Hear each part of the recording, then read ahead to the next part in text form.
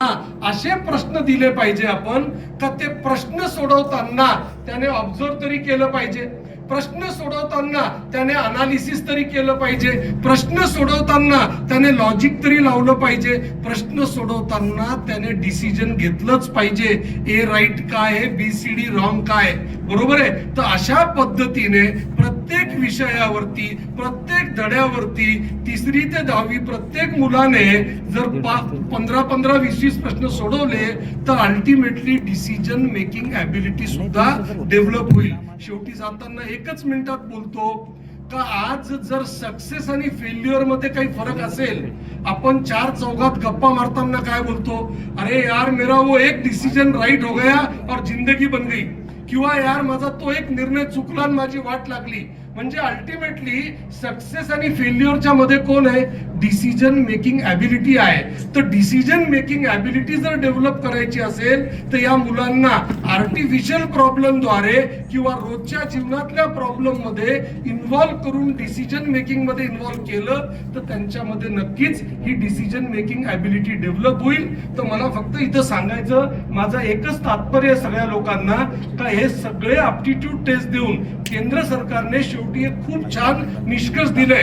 त्या तमन्नाचा गाईड आहे टीचर्स लोकांसाठी का ही टेस्ट कशी घ्यावी आणि या आधारे 5वी ते 10वी असे प्रश्न कसे घ्यावे. जर कोणाला टीचर व्हायचं असेल तर त्यांच्यामध्ये या 7 पैकी या 3 क्षमता आवश्यक आहे, बाकी 4 चांगल्या नसतील तरी चालतील. जर कोणाला चार्टर्ड अकाउंटंट व्हायचं असेल तर त्यांच्यामध्ये या 3 क्षमता पाहिजे. जर कोणाला कॉम्प्युटर इंजिनियर पाहिजे तर त्यांच्यामध्ये 4 क्षमता असल्या पाहिजे. तर असा क्षमतेचा आणि करिअरची त्यांनी मॅपिंग केलेली आहे आणि या क्षमता विकसित कशा होतात त्याबद्दल मी शॉर्ट मध्ये तुम्हाला सांगितलं का जे प्रश्न आहे ज्याच्यामध्ये सोडवताना ऑब्झर्वेशन किंवा लॉजिक किंवा अनालिसिस आणि डिसिजन मेकिंग इन्व्हॉल्ड आहे, असे प्रश्न प्रत्येक विषयाचे अगदी 5वी ते 10वी विद्यार्थ्यांना जर आपण दिले तर त्यांच्या खऱ्या अर्थाने ॲप्टिट्यूड मेजरमेंट 10वीला परफेक्ट होईल. ऑलिम्पिक मध्ये जर मला पळायचं असेल आणि माझी क्षमता बघायची असेल तर डायरेक्ट मी ऑलिम्पिकच्या दिवशी भाग घेत नाही, 4 वर्ष प्रॅक्टिस करतो तेव्हा जातो.